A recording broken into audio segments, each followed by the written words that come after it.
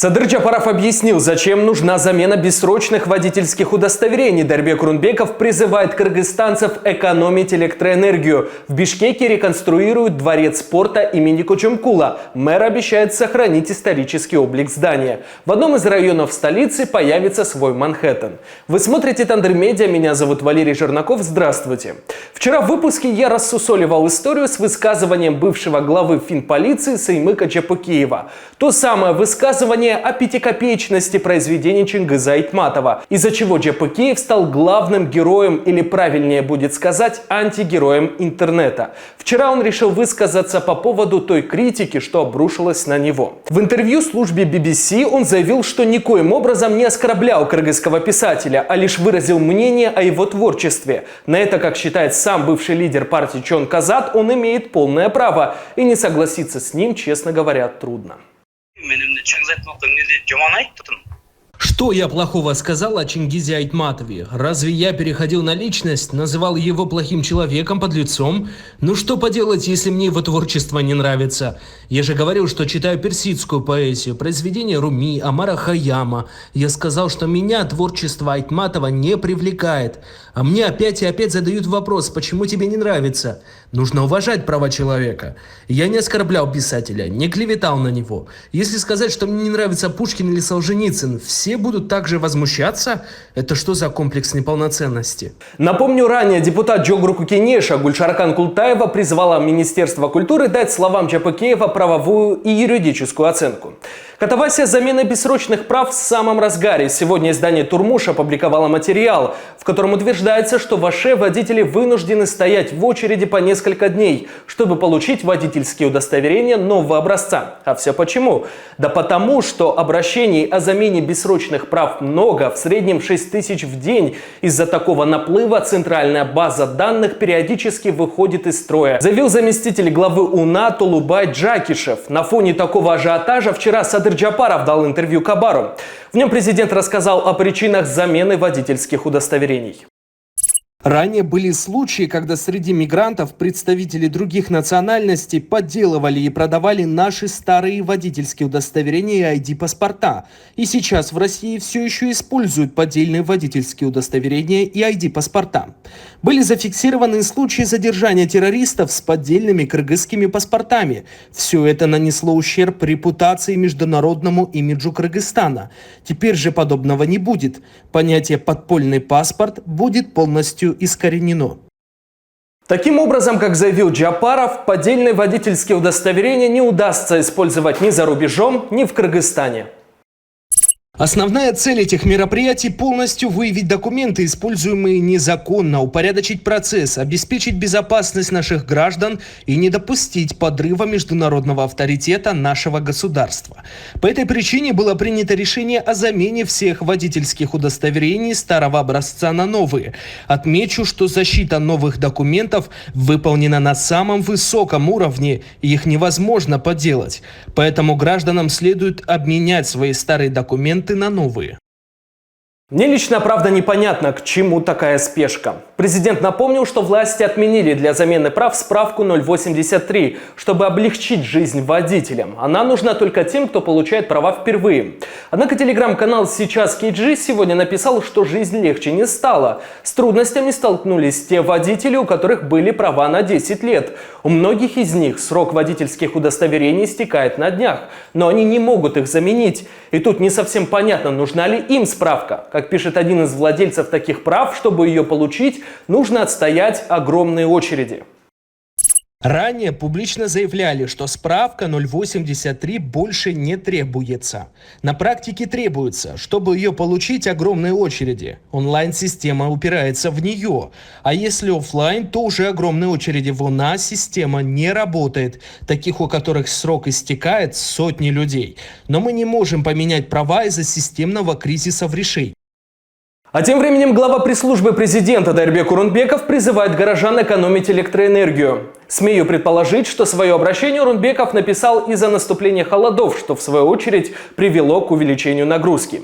Чиновник считает, что всем нам пора отказаться от безразличного отношения ко всему государственному. Если мы не избавимся от безразличного отношения в духе «это же государственное», завтра сами создадим себе проблему. Сегодня по республике суточное потребление электроэнергии достигло более 74 миллионов киловатт-часов, тогда как выработка на наших ГЭС составляет около 57 миллионов киловатт-часов. В Токтагульское водохранилище поступает 167 кубометров воды в секунду, а сбрасывается 769 кубометров. Это связано с необходимостью вырабатывать больше электроэнергии. Климатические изменения и малоснежные зимы сокращают объем водных ресурсов. Если мы не будем экономить электроэнергию, существует риск не накопить необходимый объем воды в водохранилищах. Дальше Орунбеков в своем призыве перечисляет все то, что нынешние власти сделали для решения проблемы с нехваткой электроэнергии. Только в 2025 году введены в строй 7 малых ГЭС, добавившие 48 мегаватт. На Токтагульской ГЭС завершена реконструкция 4 гидроагрегатов, что увеличило мощность на 240 мегаватт. В Кеминском районе запущена солнечная электростанция мощностью 100 мегаватт. В Бишкеке начал работу завод по переработке отходов, вырабатывающий 30 мегаватт электроэнергии. На Очкурганской ГЭС обновлены 2 агрегата, добавившие 18 мегаватт. Построена Каракольская ГЭС мощностью 21 мегаватт. Кроме того, обновляется оборудование, закупается новая техника. В настоящее время ведется строительство около 50 малых ГЭС.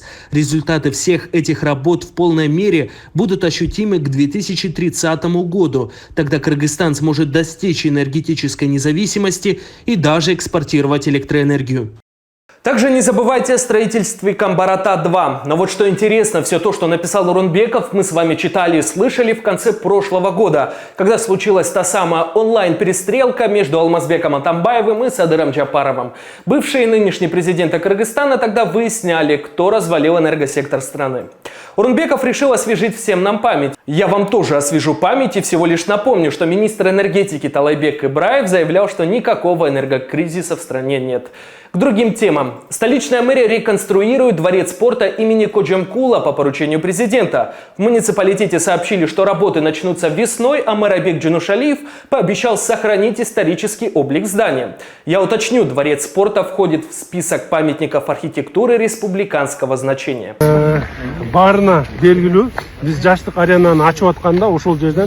Всем известно, что во время открытия Джаштык-арены уважаемый Садыр Нургоджиевич дал поручение восстановить дворец спорта.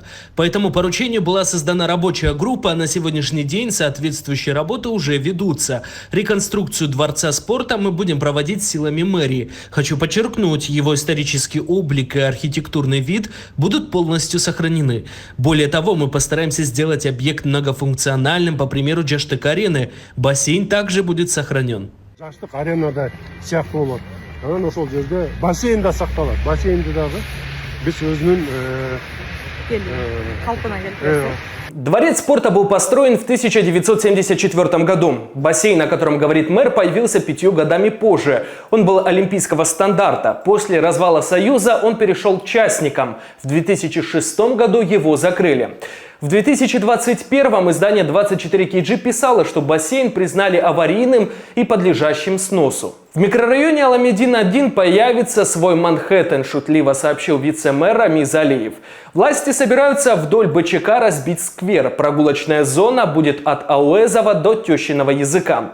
Туда сегодня ездил мэр и его свита. Вдоль канала снесут все постройки и даже популярное кафе «Жасмин». По легендам, там самый вкусный шашлык в городе. Владельцам предложат другой участок для работы. Алиев сегодня вел прямой эфир, в нем и пообещал Манхэттен. Очевидно, отсылая нас к обещаниям бывшего мэра Наримана Тюлеева, который строит в центре столицы Таймс-сквер и Монте-Карло. Так еще и перед Новым годом там сама по себе возникла Венеция. Уважаемые жители Аламедина, вот представляете, какой длинный сквер. Мы специально, я не выключаю эфир, вам показать, потому что там еще будет мост.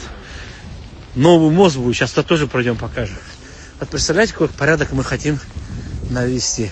Это одно из излюбленных мест на горе. Смотрите, утки. Я первый раз вижу, что в городе вот такие красивые утки.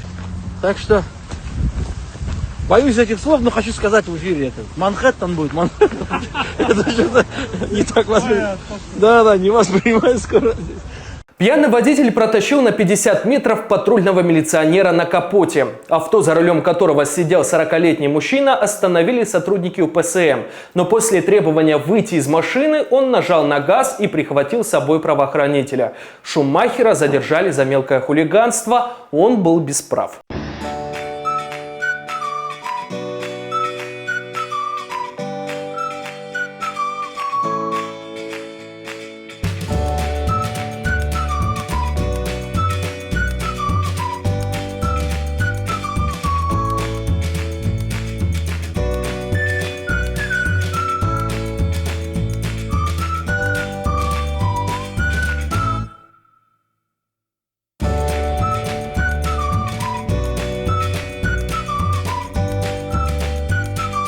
И позитив напоследок. Спикер Джогурку Кенеша Нурланбек Тургумбек-Улу получил звание почетный профессор КНУ.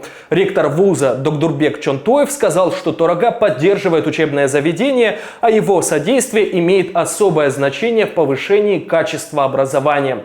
Также Тургумбек-Улу вручили юбилейную медаль университета. На этом у меня все. Вы смотрели Тандыр Медиа. Напомню, что поддержать нас материально можно через платформу Patreon. QR-код появился рядом со мной, ссылка закреплена в описании. Удачи вам, любви и терпения!